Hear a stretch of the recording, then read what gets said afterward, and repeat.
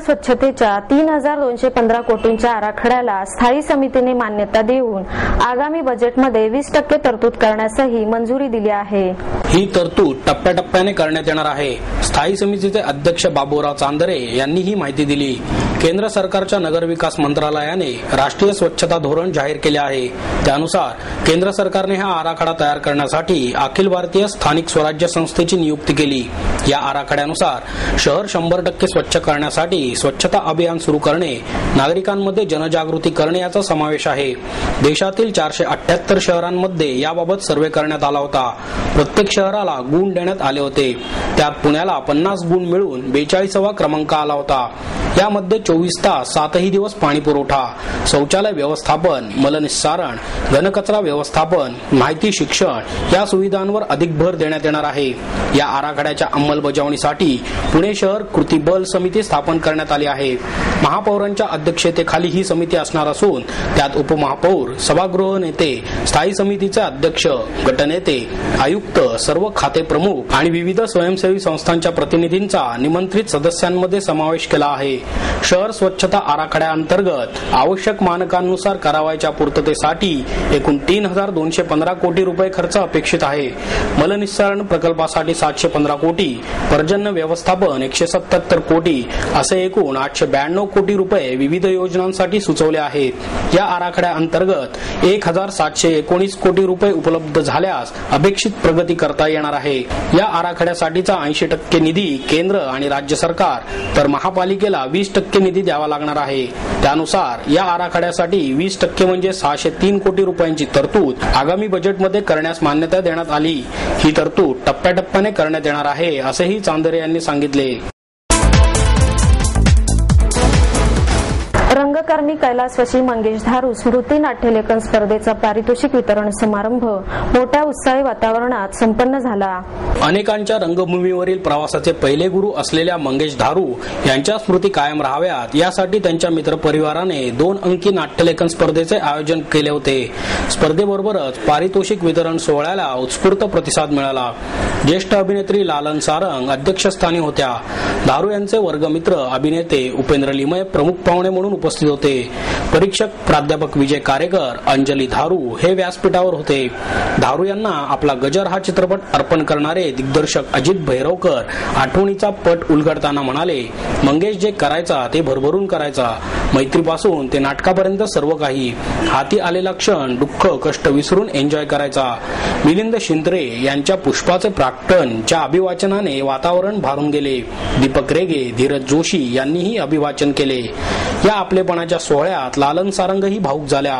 मंगेश धारू यांच्याबद्दल ऐकताना कमलाकर सारंग यांची आठवण झाल्याचे सांगताना त्यांचे डोळे पाणावले।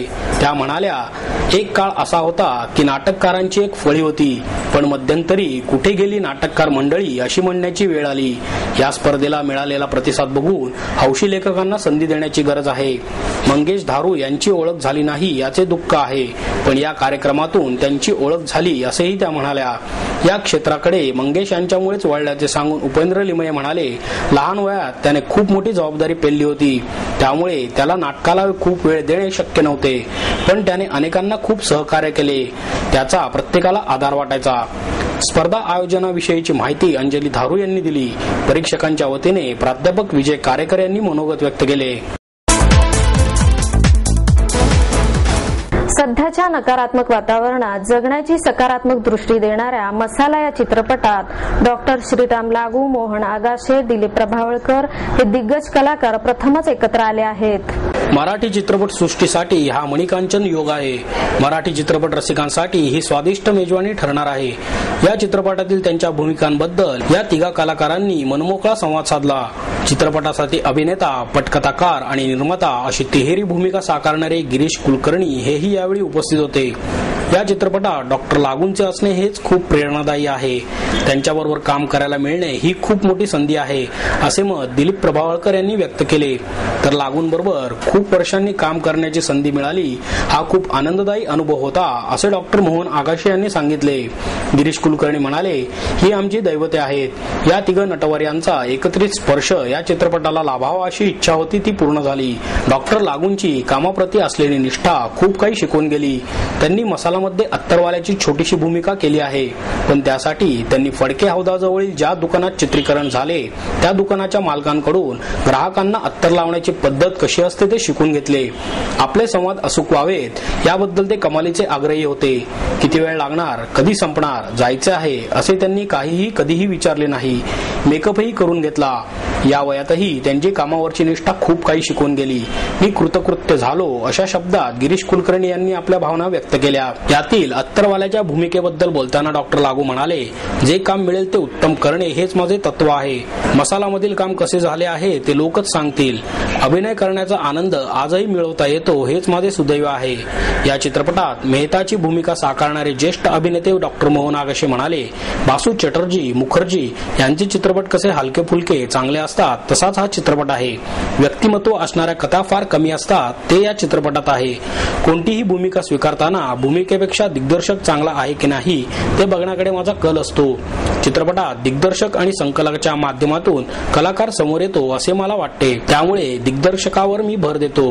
भूमिका जी आहे ती मेहता दाम्पत्य याची त्याला समजून घेतो. त्याला खूप देणेकरी असतात, काय असतात, तो त्याला जीवनाची दृष्टी देणारा, कसं वागलं पाहिजे सांभाळून घेणारा असं जे दाम्पत्य असतं त्याला सपोर्ट करणार ती भूमिका मी केलेली आहे. आणि वेगळेपण म्हणजे असं आहे की साधारण तुम्ही मला वाईट माणसांची कामं करणं पाहिलं, म्हणजे काय सिनेमात काम आहे तर मी सांगतो नेहमीच नाही काय बायकांना पळवून न्यायचं, रेप करायचं, मारायचं, दारू प्यायची असं काहीही नाहीये. या चित्रपटाला विलन नाहीये, काही नाहीये. बासू चॅटर्जी, ऋषिकेश मुखर्जींचे कसे छान चित्रपट विलन नसलेले असतात पण तरी जीवनावर चांगलं भाष्य करणारे, तशा तऱ्हेचा हा चित्रपट आहे. आणि त्यामुळे असा चित्रपट करायला मला आवडतं आणि असे चित्रपट फार कमी लोक करतात. हल्ली चित्रपट नाही तर प्रोटोटाईप आणि ढोबळ आणि म्हणजे काय शेड्सच नसतात त्याला, ग्रेच्या, ब्लॅक अँड व्हाईट, हा व्हाईट, हा चांगला, हा राजकारणी, हा पोलीस, असे प्रोटोटाईप असतात. दिलीप प्रभावळकर यांनी शास्त्रज्ञाची भूमिका साकारली आहे. ते म्हणाले, तो जे सांगतो आनंदासाठी नाही तर आनंदाने मी करतो हेच या चित्रपटाचे सार आहे. सध्याच्या नकारात्मक वातावरणात सकारात्मकतेच्या दिशेने घेऊन जाणारा हा चित्रपट आहे. हेच या चित्रपटाचे सर्वात मोठे शक्तिस्थान आहे. गिरीश हा नट असल्याने त्याने ही भूमिका सांगताना संवादात्मक रीतीने अभिनय करून स्पष्ट केली, त्यामुळे भूमिका डोळ्यासमोर उभी राहिली. कोणतीही भूमिका करताना मला काहीतरी वास येतो, फील येतो, काहीतरी करण्यासारखे आहे हे लक्षात येते, त्यानंतरच मी भूमिका स्वीकारतो. ही भूमिका छोटी असली तरी खूपच चांगली आहे असेही त्यांनी नमूद केले. तोच त्याच्यात तो शास्त्रज्ञ सांगतो, माझ्या तोंडी वाक्य असं मगाशी म्हटलं त्याप्रमाणे की मी आनंदासाठी काही करत नाही, आनंदानं करतो असं.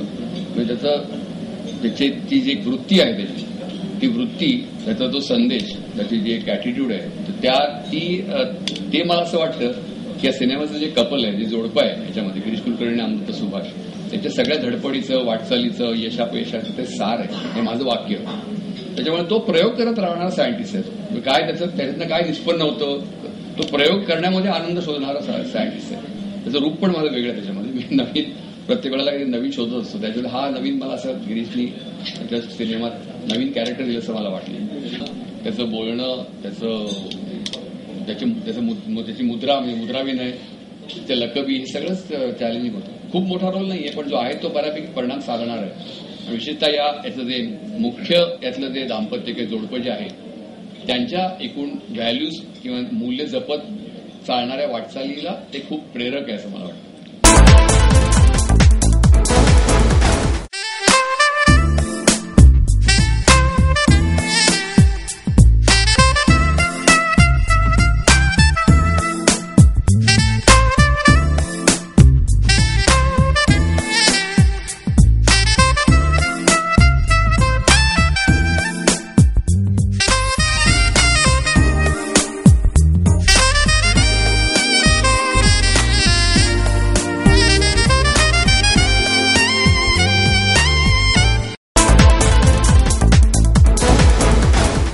शहरातील 14 भ्रष्ट मंत्र्यांना तसेच माजी गृहराज्यमंत्री कृपाशंकर सिंह आणि त्यांच्या साथीदारांना तात्काळ अटक करा या मागणीसाठी डाव्या पुरोगामी लोकशाही पक्षाच्या वतीने जिल्हाधिकारी कार्यालयावर निदर्शने करण्यात आली। राज्यातील आदर्श सोसायटी घोटाळा, सानंदा सावकार प्रकरण, तेलगी प्रकरण यातील सर्व अधिकारी, आमदार आणि केंद्रातील 14 भ्रष्ट मंत्र्यांवर फौजदारी खटले भरून त्यांच्यावर कारवाई करा। तसेच संरक्षण खात्यातील खरेदीत होणाऱ्या भ्रष्टाचाराला प्रतिबंध करण्यासाठी स्वतंत्र उपाययोजना करा अशा घोषणा यावेळी देण्यात आल्या। भ्रष्ट मंत्री आणि उद्योग मंत्री यांच्या टोळ्या याच सत्तेवर बसल्याने आता या सर्व कारणांसाठी आमच्याकडे पैसा नाही असे सरकार सांगत आहे। त्याचा प्रतिकार करण्यासाठी आता आपण रस्त्यावर आले पाहिजे। या भ्रष्ट मंत्र्यांवर फौजदारी कारवाई करण्यासाठी आपण सरकारला भाग पाडले पाहिजे। अशा प्रकारे जनतेच्या दबावामुळेच केंद्राला राजा यांच्यासारख्या भ्रष्ट मंत्र्यांवर कारवाई करणे नाईलाजाने भाग पडले अशा प्रतिक्रिया आंदोलकांनी दिल्या। सध्याच्या काळात भ्रष्टाचाराने देशातील सर्व विक्रम मोडले आहेत। दूरसंचार खात्यामध्ये तत्कालीन मंत्री राजा आणि त्यांच्या सहकाऱ्यांनी देशाचा 1,76,000 कोटी रुपयांचा महसूल बुडवला। कोळसा खाणींच्या व्यवहारामध्ये पंतप्रधान त्या खात्याचे मंत्री असताना देखील 10 लाख रुपयांचा महसूल बुडाल्याचा प्राथमिक अंदाज असल्याचे यामध्ये सहभागी झालेल्या कार्यकर्त्यांनी सांगितले। या निदर्शनामध्ये प्रामुख्याने मार्क्सवादी कम्युनिस्ट पक्ष, Janata Dal, socialist party of India, राष्ट्र सेवा दल, भारिप बहुजन महासंघ, भारतीय कम्युनिस्ट पक्ष, लोकशाही एकता मंच, इंडिया अगेन्स्ट करप्शन आदी संघटना सहभागी झाल्या होत्या। शहरातील नामांकित महाविद्यालय म्हणून ओळखल्या जाणाऱ्या नवरोसजी वाडिया महाविद्यालयातील 11वी विज्ञान शाखेच्या गणित विषयाचा पेपर फुटला। हा पेपर महाविद्यालयाच्या आवारात 200 ते 500 रुपयांना विकला गेला। महाविद्यालयात घडलेल्या गैरप्रकाराच्या निषेधार्थ नॅशनल स्टुडंट युनियन ऑफ इंडियाच्या कार्यकर्त्यांनी आंदोलन केले। तसेच दोषींवर कठोर कारवाई करण्यात यावी अशी मागणीही केली। वाडिया महाविद्यालयातील इयत्ता 11वीच्या विद्यार्थ्यांना काही व्यक्तींनी कॉलेजच्या पार्किंगमध्ये प्रश्नपत्रिका विकल्या। तेच प्रश्न परीक्षेत विद्यार्थ्यांना विचारले गेले। त्यामुळे पेपर फोडणाऱ्यांवर कारवाई करा, तसेच विद्यार्थ्यांची गणित विषयाची परीक्षा पुन्हा घ्या अशा घोषणा संघटनेच्या नॅशनल स्टुडंट युनियन ऑफ इंडियाच्या कार्यकर्त्यांनी महाविद्यालयासमोर दिल्या, असे संघटनेचे जिल्हाध्यक्ष अतुल मस्के यांनी सांगितले। महाविद्यालयाचे उपप्राचार्य व्यंकट राघवन यांच्याशी संपर्क साधला असता त्यांनी सांगितले, ज्या प्रश्नपत्रिकांची विक्री करण्यात आली त्यातील काही प्रश्न मूळ प्रश्नपत्रिकेतील होते। त्यामुळे येत्या 6 एप्रिल रोजी गणित विषयाचा पेपर पुन्हा घेतला जाणार आहे, असेही त्यांनी सांगितले। युरोप इन लव्ह या संकल्पनेवर आधारित 3 ते 9 एप्रिल दरम्यान सुरू होणाऱ्या 17व्या युरोपियन चित्रपट महोत्सवाला सुरुवात झाली आहे। या चित्रपट महोत्सवाचे उद्घाटन अभिनेत्री सोनाली कुलकर्णी हिच्या हस्ते करण्यात आले।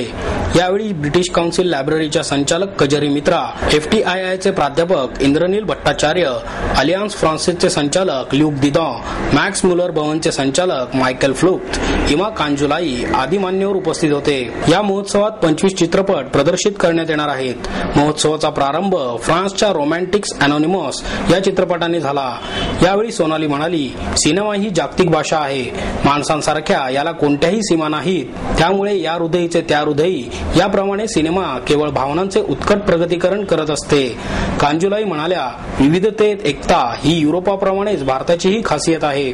त्यामुळेच आम्ही हा महोत्सव भारतात करताना फार उत्साही आहोत। याचा अनुभव काही औरच आहे। निर्मळ, निरागस, उत्कट, त्याचबरोबर त्रासदायक, दुःखदायक अशा सर्वच प्रकारामधील प्रेम या महोत्सवात बघायला मिळणार असल्याचे भट्टाचार्य यांनी सांगितले। दिदॉ म्हणाले, युरोपात एकूण 22 भाषा आहेत। त्यात ते गुणागोविंदाने नांदतात। त्यांच्यावर आमचा विश्वास आहे, त्या आम्ही फार मनापासून जपतो, असेही त्यांनी सांगितले। पालकांना विश्वासात न घेता पीजोग शाळेच्या व्यवस्थापनाने केलेली आवाजवी शुल्कवाढ मागे न घेतल्यास आंदोलन करण्याचा इशारा पालक संघटनेने दिला आहे। पालकांना विश्वासात न घेता पीजोग शाळेच्या व्यवस्थापनाने शालेय शुल्कामध्ये आवाजवी वाढ केली आहे। येत्या शालेय वर्षापासून ही शुल्कवाढ लागू करण्यात येणार आहे। पालकांवर विनाकारण आर्थिक भार टाकणारी शुल्कवाढ त्वरित रद्द करावी, अन्यथा तीव्र आंदोलन करण्याचा इशारा पालक संघटनेने दिला आहे। 1ली ते 10वी या इयत्तेच्या वर्गाचे शुल्क सध्या 9 ते 10 हजार रुपये आहे। शाळेचा पुनर्विकास आणि इतर कारणास्तव येत्या शैक्षणिक वर्षापासून सर्व इयत्तांच्या शुल्कामध्ये सुमारे 50% वाढ करण्यात येणार आहे। यामुळे पालकांना 15 ते 16 हजार रुपये शुल्क भरावे लागणार आहे। शुल्कवाढ अनावश्यक आणि अन्यायी असून त्वरित रद्द करावी अशी मागणी पालक संघटनेचे अध्यक्ष शिवाभाऊ पासलकर यांनी पत्रकार परिषदेत केली. दत्तात्रय बांद्रे, प्रणव कुमार हळदर, विनोद अमृतकर, भाग्यश्री रोंगे, मोहन शेट्टी, विजय आढाव यावेळी उपस्थित होते. या संदर्भात अध्यक्ष प्राध्यापक अमोल जो यांना निवेदन देण्यात आले आहे. मात्र त्यांनी अद्याप सकारात्मक कार्यवाही केलेली नाही. महापालिकेच्या शिक्षण अधिकाऱ्यांनाही निवेदन देण्यात आले आहे असेही यावेळी सांगण्यात आले.